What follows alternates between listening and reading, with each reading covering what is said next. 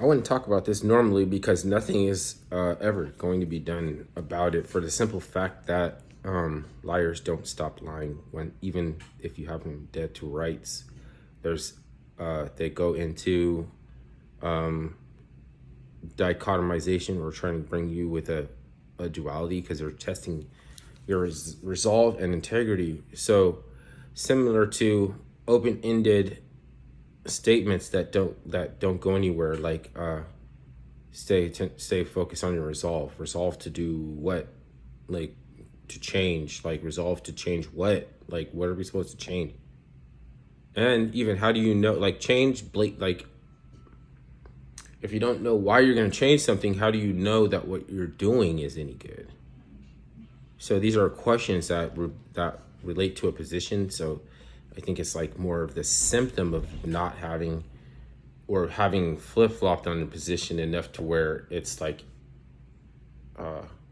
you don't really have, it's a symptom of not having a policy position, is that you have dialectic slogans like stay focused on your resolve, like to do what, to change what,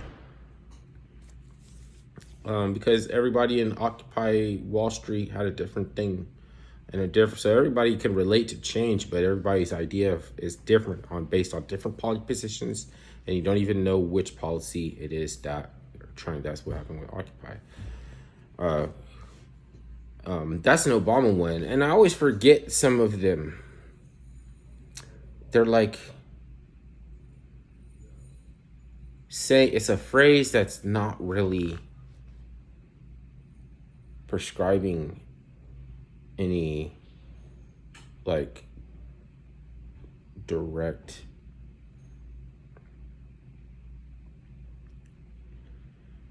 it's like you dilute the purpose of, because they have to always pass a bill or something. How do we know that we're supposed to devalue the legacy of a politician because they didn't get anything passed?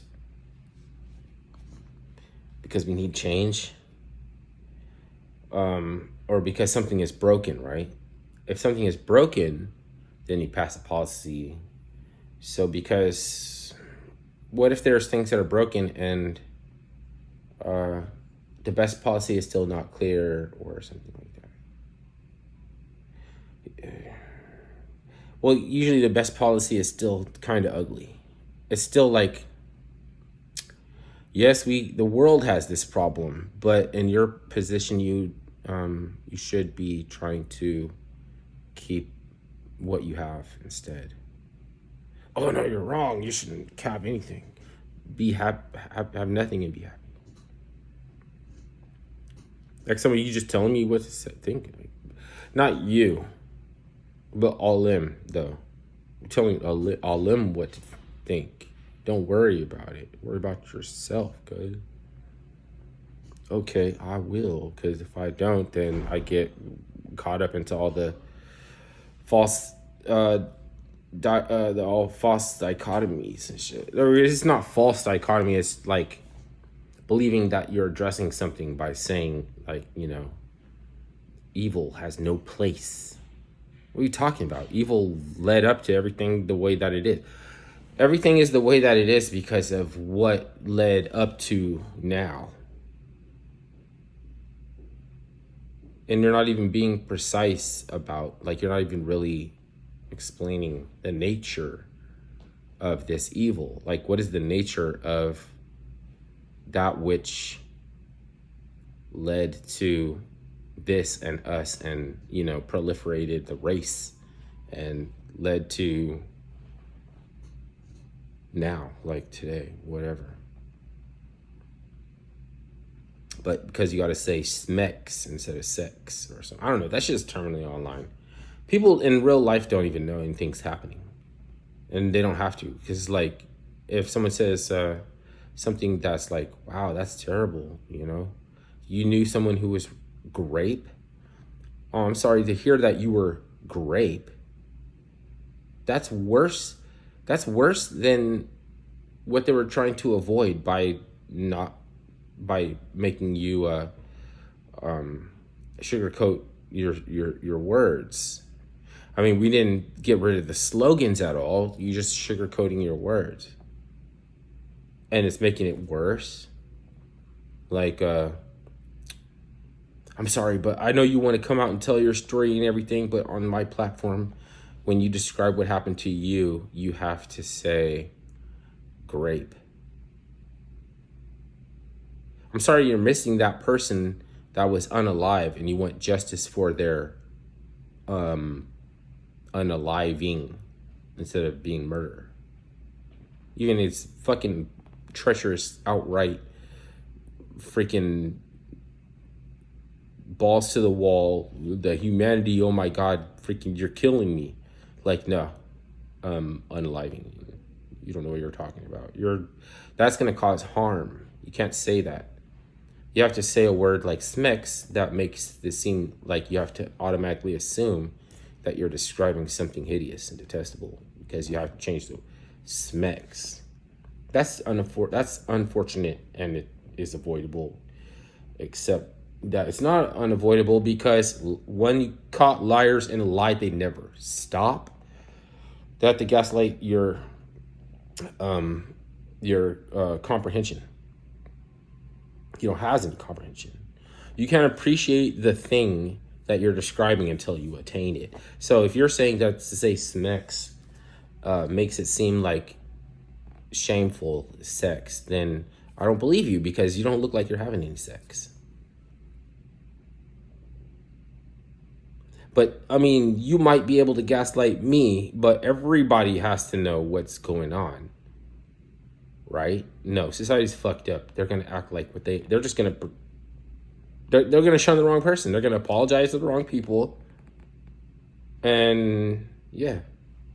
So don't be surprised when the majority or something like an astronomically high number of people on one side are, it's like, if you weren't always gunning for my guy, then I might care if something happens to your guy. And I might be like, hold up a second. Wait a minute. This is too much.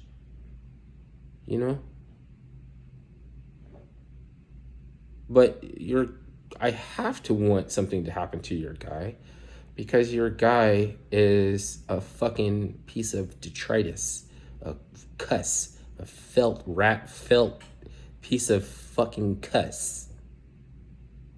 Sorry. Am I talking shit? Then fucking change that shit around. Rearrange it in a way that elucidates the fact that I'm not complaining, for one, not talking shit. And it's like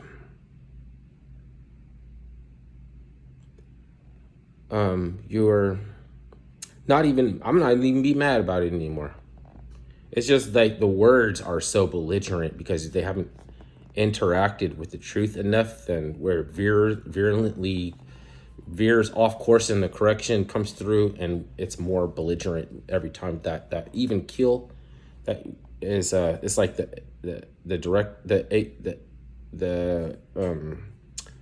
alternating current and the direct current. The direct current is straight, but you judge you can judge the frequencies parabolic states as being highly virulent like this, right? As opposed to being even kilter, right? Like a little bit, like most people interact intermediately with the truth, and it's like a little ebb, and it's like a little, but some people are way up, way down, way up, way down, hyperbolic states, and they have to go into mental gymnastics, and it's cringe because they don't want to experience cognitive dissonance, and it's just like we've already gone through that before. How do you know I haven't gone through the same shit that you did? It's just I did it, took care of it a long time ago. Some of the reasons I don't even I hold my tongue if I want to indict someone, because I think about it like, oh, wait a minute, you're like, you put people through similar situations.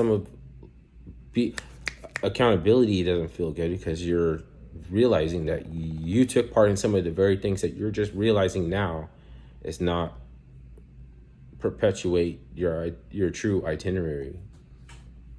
Like you shouldn't have. Gaslight is like, oh, you have an agenda. Oh, really? I have an agenda? I didn't know that. I should it's like, I should have more of an agenda. I don't have enough agenda. I would have combed my hair. I don't know.